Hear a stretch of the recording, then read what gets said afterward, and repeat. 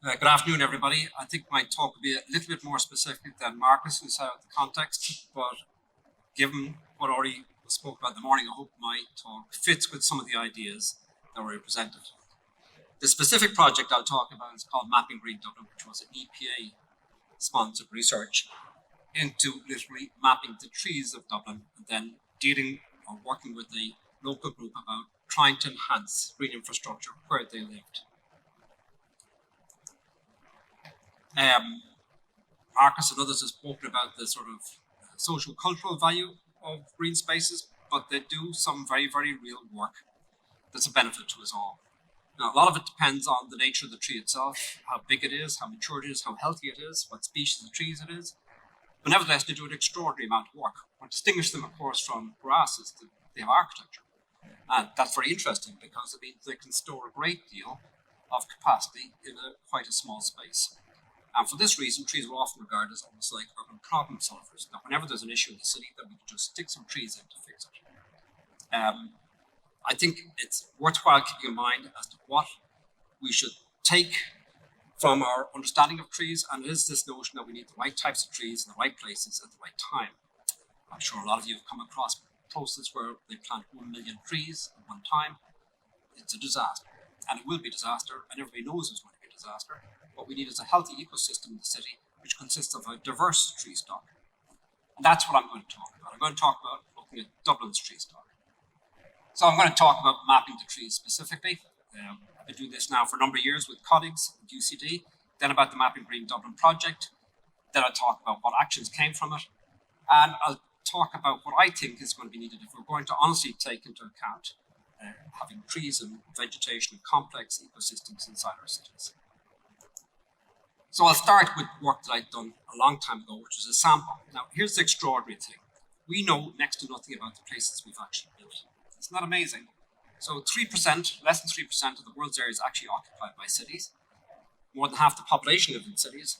But for most cities in the world, I'd be hard-pressed to tell you anything about that city itself. We've no information about how they're structured, how they're built, how they're greened. And that was true until recently about Dublin.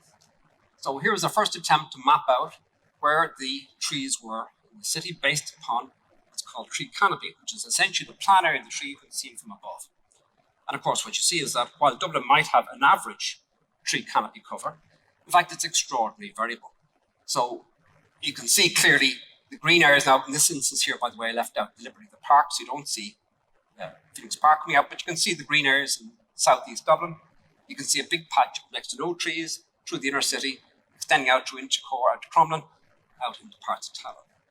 Now, not everybody's a fair shake at this, because if I were to simply map out Dublin property prices, which you can acquire, unfortunately it's one of those things that's very hard to get from the census, but property prices are actually registered. If you map those out, not surprisingly, you find out the most expensive houses in cities are, generally speaking, in what's described as the leafy suburbs, which is a characteristic phrase we use in this country, which is a byword for middle-class Dublin.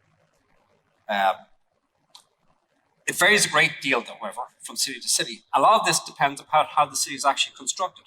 This is one of the problems when you try to compare cities, is that the cities themselves define themselves differently. They might be quite small or quite large, and that depends on how they were originally set up. So, for example, Dublin City happens to include Phoenix Park, and it happens to include St. Anne's Park. And that's where much of the trees that make up Dublin are actually located. Now, the project that EPA sponsored was actually to try and comprehensively map out the trees in Dublin and then engage with the community group to try and work with them to find out what they would like as a green plan.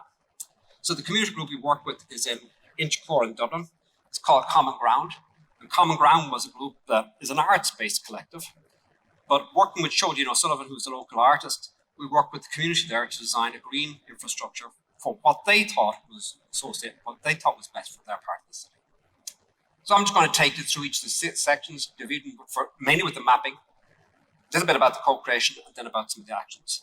I think what you'll see is that some of the actions, if you go around the city of Dublin, it did have an impact, even if it just raised the profile of the need for more trees in the city. So the first thing we did was we mapped out every single tree in the city. There's about 300,000 trees in the city. Everything you see here is a tree, and the color basically indicates how big the tree is, how tall it is. So not surprising, you find that the tallest trees, the most mature trees, the most beautiful trees, you can see them in the Phoenix Park. Some of these trees will be well over 100 years old. You also see patches of red over there at St. Anne's Park, and you can see patches along both the North Circular Road and the South Circular Road, which are the grand boulevards that used to lead into the city. There's my Dublin 8 study area, which you can see extends out from the city area, from the Liberties, out to the edges of Chicago. And if I was to abstract that information, now this is just tree coverage, you can see where you get more or less trees. So you can clearly see Bull Island, which is one half of all the green space in Dublin practically, doesn't have any trees. You can also see a patch in the middle of Phoenix Park that doesn't have trees, but that's because it's all grass. So where do I see trees? Well, there you can see Donnybrook, Walls Bridge. Where don't I see trees? And this is quite interesting because this is a part of the city that's actually radically undergoing change at the moment. Practically nothing around the ports, very, very few in the city centre itself. And you can see the old working class areas out in West Dublin, also very few trees, and you can see patches also in the north side. So in other words, not everybody gets access to trees. Now, they do a job. In fact, I can compare what the ability of the tree is to take up, say, for example, carbon dioxide, against what the emissions are. Now, these are just traffic emissions across the city. So what I have on the left-hand side is DCC, and there's the area of DCC, and indicates the tons of carbon dioxide that are actually stored in the trees. So that means they've stored them over hundreds of years. And what we have on the right-hand side is the emissions of traffic estimated over 1 year. So you can see trees will never, ever, unless we radically change our behavior, will never, ever take care of the environmental problems inside the city. The emissions are just so overwhelming that the trees are effectively overburdened. That's not to say that in Phoenix Park, you can see that some carbon dioxide is actually taken in. In other words, more is taken in than is given out. But in other parts of the city, you can see the city centre and every single major route into the city, well, far more is given out than is ever taken in. In other words, if you're going to have a strategy about planting trees in the city and you want to do some sort of environmental work, you have to do it against where the emissions are. And me personally, I think the big fights about the city in the future will be about the use of space. Private space versus public space. What's the advantages of engaging with citizen science? Well, the main advantage is that, first of all, the people have a vested interest in trying to improve their communities. And in the case that we work with, this is the area I've drawn around here, which is our Dublin 8 area. The residents actually actively mapped out all the trees. Now, I can determine where the trees are using aerial photographs and imagery and all the rest. But fundamentally, you need to know what is the nature of the trees themselves, what are their species. So we used a device, which was just an app on the phone, and the individuals actually recorded the type of tree. Now, why would I want to know that? Well, if I look at all the trees in Dublin, there's about 300,000 of them. At least 40% of them are in people's private back gardens. So when we talk about what the city is going to do to green space, just remember that it does not have control over a lot of the space in the city. Much of that space is actually owned and organised by the residents. So they make the determination about what goes into that green space. I think it's a lost opportunity only to talk about the city in terms of the public spaces and ignore the ability of individuals living in houses with their own private gardens to actually make judgments about what goes into those gardens. So, what does citizen science community engagement mean? Well, I'm a physical scientist, so I am not capable of doing a breakthrough this work by myself. It does require coordination. It does require interdisciplinarity. And Marcus was, in fact, at this meeting in Chicago, where we basically provided all the information we had as a scientist about the nature of the trees in the city, and the community itself engaged with deciding where there were gaps in the green infrastructure, where they'd like to see trees and other types of spaces that will be for the benefit of the community. Now, it turned out this particular event was held about a week before the entire country closed down with COVID. So we're fortunate to get this information out. How do we cope with COVID? Well, our resident artist had a very clever idea, because we're all, for a period of time, constrained within 1 kilometre of our houses. She asked individuals to map out the routes they took. During that period of time, people were basically constrained to a very, very tight neighbourhood.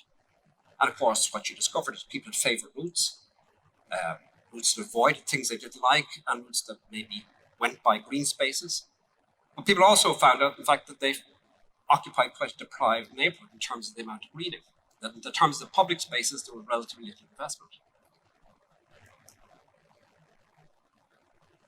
So one of the outcomes of this was coming up with an urban prototyping. In other words, My view as a citizen, a scientist, was to provide the citizens with the same information that planning officers would have, so they can make determinations themselves as to what they thought was most suited. So they would act as the political actors to try and force the city to provide the trees.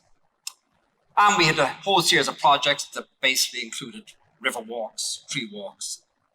The whole idea was to build up an idea about what was available in the community. And I think you can see some of the responses. Now, the EPA work was not directly connected to Dublin City Council, but Dublin City Council had already made the determination that different parts of the city need different types of infrastructure. And here's one example.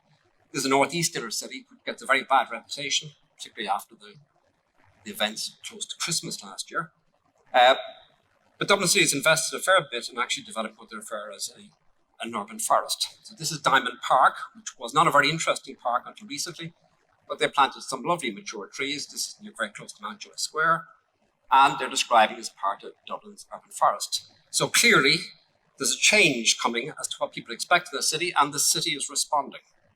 The only question is where to place all these trees. And remember, as I say, Dublin City Council does not own all the space. So when you start planting trees on pavements like this, you're making determinations about how wide the pavement needs to be. And for example, you're making determinations about whether you're to take away road space. And I'm afraid there's no other conclusion. If you're going to put more biodiversity to the city, something's going to have to give way. Rooftop gardens and walls won't do the job. You're going to have to put stuff in on the ground. So our next steps based upon this is to build up our understanding of Dublin's urban forest, in particular to add information on the species. We're doing this cleverly by working with the community group in Crumlin and using all sorts of artificial intelligence to try and identify the nature of the trees themselves, including the species type. So I expect we're going to have a much deeper understanding of tree distribution across Dublin. But I think the approach that we've taken here, I wouldn't have necessarily been an advocate for it at the outset, but the approach we've taken here has actually turned out to be quite effective. I was amazed at the buy-in by the local communities and their receptiveness to getting scientific information that they could utilise to basically press political action on their own behalf. What do I see as the issues? First of all, I think we should just consider trees as part and parcel of the urban infrastructure. And just like we look at buildings, just like we look at roads, cars, bus stops, we should monitor and record and maintain the urban forest. Co-creation does present lots of opportunities, but also lots of challenges. It does require people to step outside their boundaries and we work with other disciplines to engage with communities. The big advantages for me was, as citizens themselves, they could provide evidence that I can't get. And the evidence for them, as I say, is hiding in their back gardens in all the decision-making that they've made about the nature of the green space available to them. The big differences in Dublin that I showed you in terms of leafy green suburbs versus the other communities is largely got to do with wealth. If I have the money, I can buy a big house. If I have the money, I have a big house and there's a big garden. So I get my green space. What we found out in COVID is that not everybody had that opportunity. So there are some very interesting signs on the big parks in Dublin at the time of COVID, specifically on Mountjoy Square Park, that said if people continued to gather in this park, they'd close it. I thought it was a very interesting idea. In other words, they told people who did not have private gardens, they couldn't also use the public parks. I do think there are some issues that have to be addressed if you're going to talk about doing a comprehensive rewilding of the city, for example. Clearly, there are different organisations who are driving different agendas. So, for example, the transport planning is about, say, for example, the quality bus corridors. And clearly they say that if we can make the public transport corridors more effective, then clearly we can provide people evidence as to why they need to get out of the private car. So it's driven by a climate change agenda. However, those quality bus corridors, by the way, go along some of the most beautifully tree-lined boulevards in the city. So the quality bus corridor, half its strategy had to do with widening roads and actually removal of trees, which goes completely against this idea of people having a responsibility and connection with their own local neighbourhoods. I think it is going to be critical in the future that we have to address private space and public space, because all these plans that we have in the public space, I think, if they don't have buy-in from the people who own a lot of the private space, they're not going to achieve a great deal. And here's the extraordinary thing. If you look at Dublin, or most cities from the air, you'll find that there's an extraordinary amount of green space off the roads, in behind people's back gardens, sometimes forming exactly the lines of corridors that you'd want to build in real biodiversity into the city.